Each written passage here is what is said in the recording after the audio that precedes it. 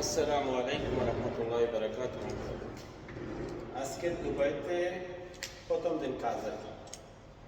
যে কোম্পানিতে আমি আগে 7 বছর কাজ করে গেছি সেই কোম্পানিতে আজকে আবারও কাজ করতেছি।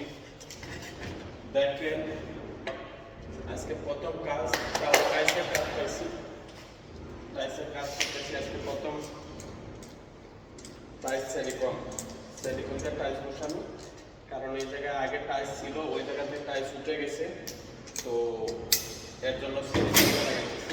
এই যে দেখেন সিলিকন চাপ দিলে পুরো টাইসের পিছনে চলে আসবে।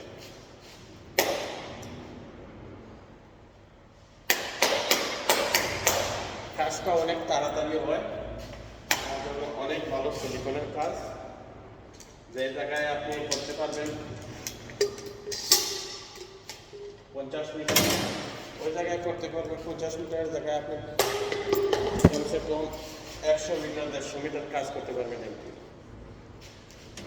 100 মিটার এমনি তো 30 মিটার করলেই না।